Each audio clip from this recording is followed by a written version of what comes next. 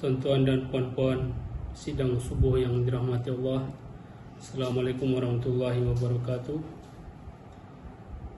Di kesempatan awal tahun baru ini, saya ingin menyampaikan sebuah daras, yang mana daras ini saya ambil petikan daripada khutbah huzur yang pernah beliau sampaikan pada 1 hari bulan Januari tahun 2016. Huzur yang tercinta Aidallahu Ta'ala bin Aziz bersabda, tidak diragukan lagi, setiap amal soleh itu menarik kurnia Allah Ta'ala, tetapi diperlukan juga konsistensi, yakni keberterusan dan tekad dalam mengamalkannya. Allah Ta'ala menghendaki konsistensi dalam beramal soleh.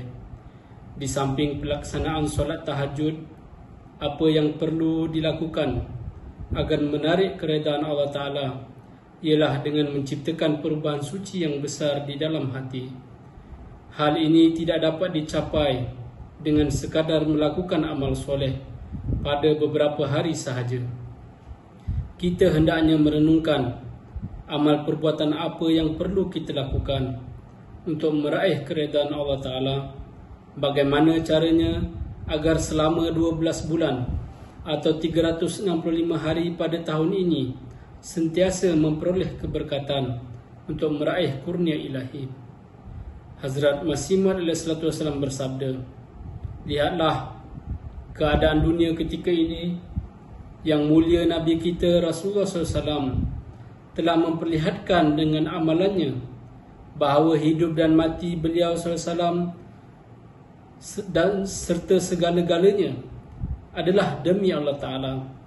Adapun keadaan umat Islam di dunia ini pada hari ini ialah jika salah seorang di antara mereka ditanya, adakah dia seorang Muslim?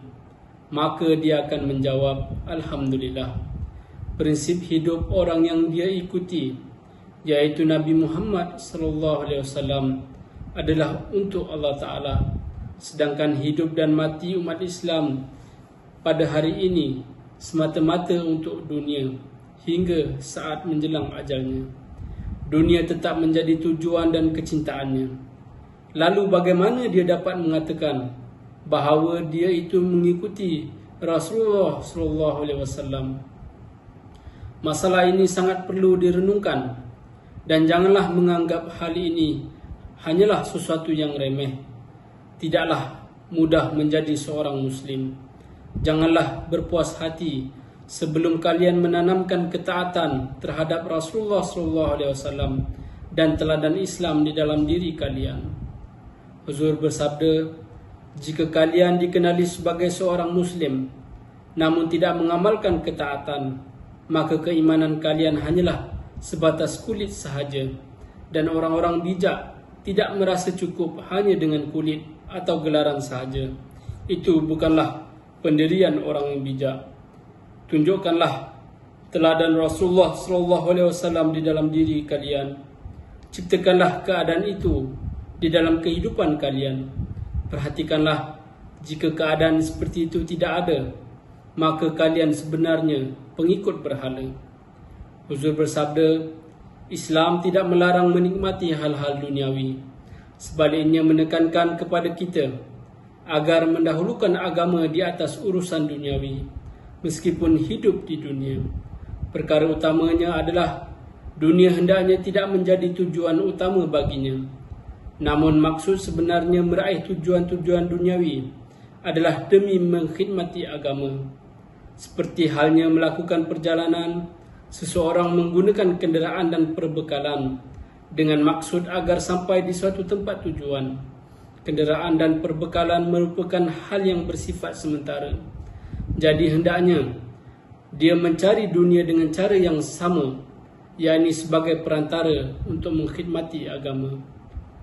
Hazrat Masih Maud SAW bersabda berkenaan dengan menciptakan perubahan suci. Beliau bersabda, janganlah kalian hidup tanpa rasa takut. Sibuklah berdoa dan beristighfar mencari ampunannya, dan ciptakanlah perubahan suci di dalam diri. Kini bukan saatnya untuk berlengah-lengah. Manusia dikaburi dengan fikiran, bahawa dia akan memiliki kehidupan yang panjang di dunia ini. Anggaplah kematian kalian sudah dekat. Wujud Allah Ta'ala merupakan suatu kepastian. Barang siapa yang memberikan hak-hak Allah kepada yang lain selain darinya dengan jalan yang zalim, maka dia akan mati dalam keadaan yang hina. Jika kalian ingin meraih kejayaan di dunia ini dan di akhirat kelak, serta ingin menawan hati orang-orang, maka ciptakanlah kesucian di dalam diri kalian. Gunakanlah akal sihat kalian. Ikutilah segala petunjuk firman Allah Ta'ala. Adakanlah perbaikan di dalam diri kalian. Ciptakanlah perubahan yang semakin baik dan jadilah contoh bagi orang lain. Barulah kalian akan berhasil. Maka kuatkanlah hati kalian. Kemudian Hazrat Masih Maud bersabda di satu tempat, janganlah berfikiran bahawa Allah Ta'ala akan reda dengan sekadar mengambil baiat sahaja. Itu hanyalah bahagian kulit, sedangkan isinya ada di dalam. Sebagaimana hukum alam bahawa di dalam bahagian kulit ada isinya.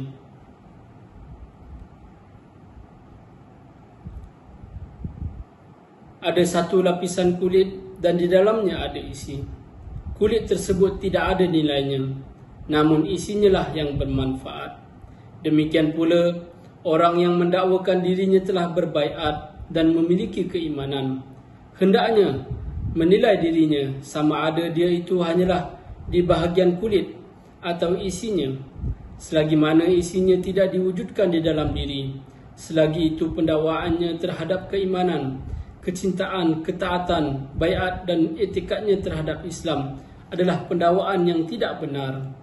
Ingatlah, memang benar bahawa di hadapan Allah Ta'ala kulit tanpa isi tidak bernilai sama sekali.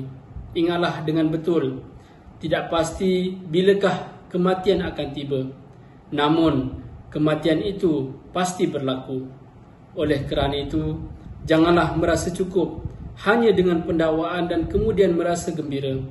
Tentu bukan suatu perkara yang bermanfaat jika manusia tidak menjalani keadaan seperti kematian dan tidak melalui berbagai perubahan dan perbaikan, maka ia tidak dapat memperoleh hakikat tujuan penciptaannya.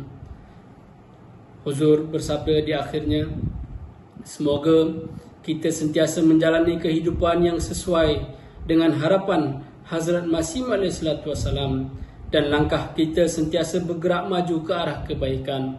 Semoga kita tidak mensia-siakan doa-doa Hazrat Masih Maud SAW. Sebaliknya, kita sentiasa menjadi pewaris kepada doa-doa yang beliau panjatkan bagi anggota jemaatnya.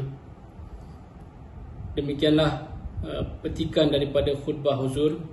Mudah-mudahan Allah Ta'ala memberi taufik kepada kita untuk mengamalkan pelajaran yang telah kita dengar sebentar tadi. Dan saya ingin mengambil kesempatan ini mengucapkan selamat tahun baru kepada tuan-tuan dan puan-puan semua. Mudah-mudahan Allah Ta'ala menjadikan kita insan yang lebih baik daripada tahun sebelumnya. Dan kita juga hendaklah berdoa bahawa wabak yang sedang melanda dunia saat ini telah merosakkan kehidupan seharian kita. Dan kita berdoa mudah-mudahan Allah Ta'ala segera menjauhkan wabak ini agar kita dapat menjalani kehidupan kita seperti sedia kala dan kita dapat meneruskan kegiatan-kegiatan kita yang telah terhenti sekian lama. Sekian sahaja, mudah-mudahan Allah Ta'ala memberi taufik kepada kita semua. Assalamualaikum warahmatullahi wabarakatuh.